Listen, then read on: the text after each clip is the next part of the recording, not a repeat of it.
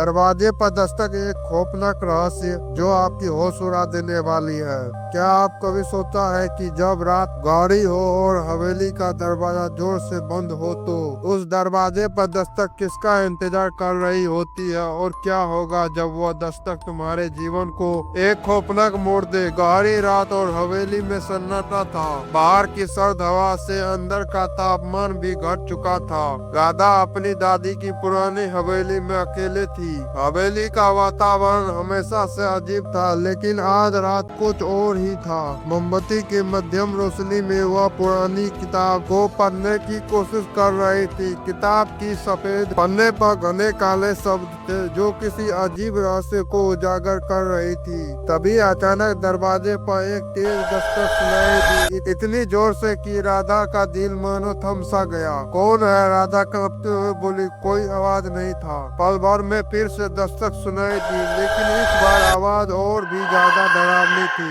डर के बावजूद राधा ने हिम्मत जुटाई और दरवाजे की तरफ बढ़ी और दरवाजा खोला। बाहर एक व्यक्ति खड़ा था। उसका चेहरा अंधेरे में छिपा हुआ था और उसके हाथ में एक पुरानी किताब थी। तुम कौन हो? राधा ने डरते हुए पूछा। यह किताब तुम्हारे लिए है, उसने बिना देखे ही जवाब दिया। राधा ने किताब ले ली और बिना कुछ कहे वह व्यक्ति घने कोहरे में गायब हो गया।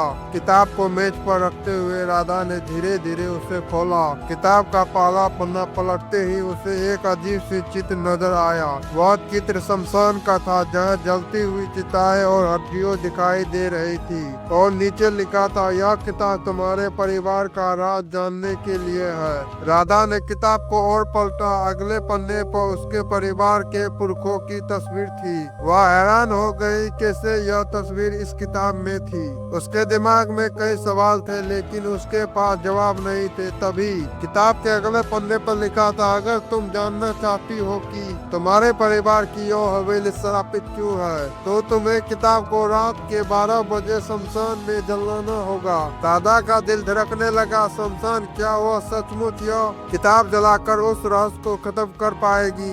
रात के 11:45 बजे थे। राधा ने किताब को उठाया और हवेली के बाहर जाने का निर्णय लिया। हवा और भी सर्द हो गई थी और घना कोहरा चारों ओर फैल चुका था।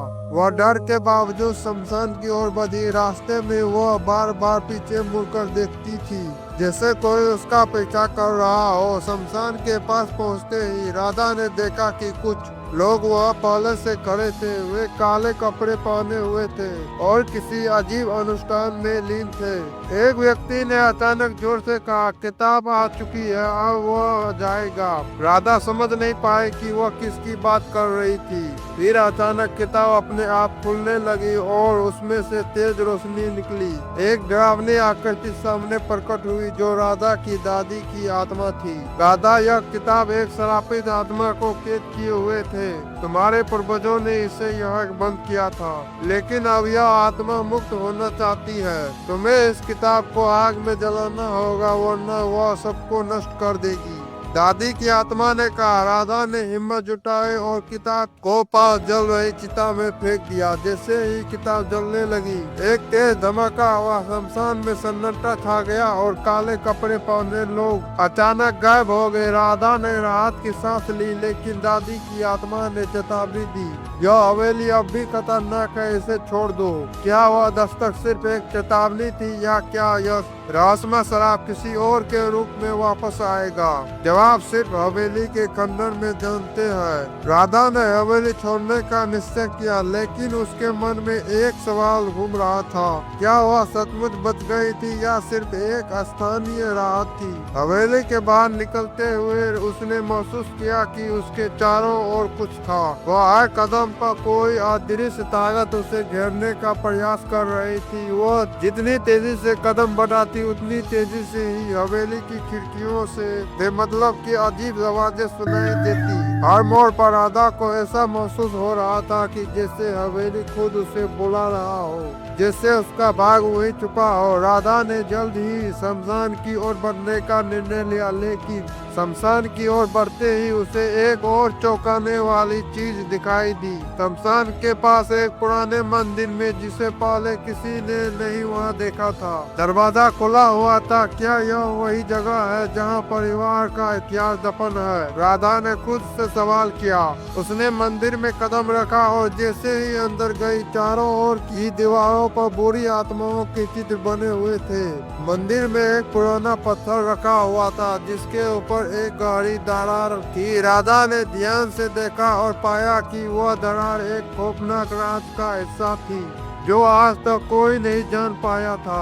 वह मंदिर के अंदर और गहराई तक गई और अचानक एक जोरदार आवाज सुनाई दी, जैसे ही दीवारों ने अपनी पकड़ छोड़ दी हो। दीवारों से एक कटा फटा चेहरा बाहर आया। राधा चौंक गई, लेकिन फिर भी वो खुद को संभालने की कोशिश करती रही। तभी मंदिर के अंदर से एक आवाज आई, तुमने इस किताब को क्यों जलाया? क्या तुम सचमुच समझ पाई हो कि तुमने क्या? यह जवाब किसी और की नहीं बल्कि वही आत्मा थी जिसे राधा ने जलाया था। राधा ने डर के बावजूद कहा, मैंने तुम्हारे शराब को खत्म करने के लिए क्या किया था?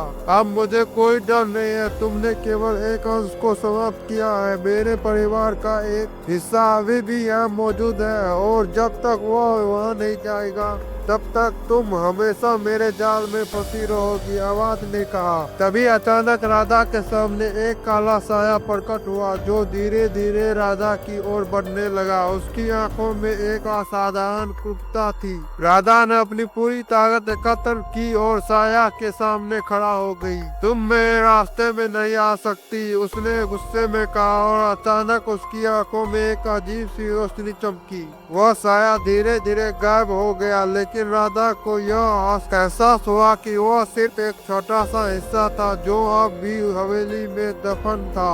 यह शराब खत्म नहीं हुआ बल्कि यह एक नई चुनौती थी। राधा को यह एहसास हो चुका था कि हवेली में कुछ और भी था, कुछ जो किसी को नहीं पता था। उस रात के बाद वो अपने परिवार के इतिहास को समझने के लिए और गहराई में खुदाई करने का निर्णय लेती है। लेकिन यह कहानी यही खत्म नहीं होती है। एक नया राज अब भी हवेली के भीतर दफन था और वह उसे जानने के लिए तैयार थी। राधा ने हवेली छोड़ दी, लेकिन वह जानती थी कि असली लड़ाई अभी भी बाकी थी। क्या वह सचमुच अपने परिवार के शराब का छुटकारा पा सकेगी या हवेली के खंडर से कुछ और उसके बाहर खींचने आ जाएगी? जब तक उसे दरवाजे पर दस्तक नहीं होती तब तक क्या हम सचमुच सुरक्षित हो सकते हैं? राधा ने सोचा।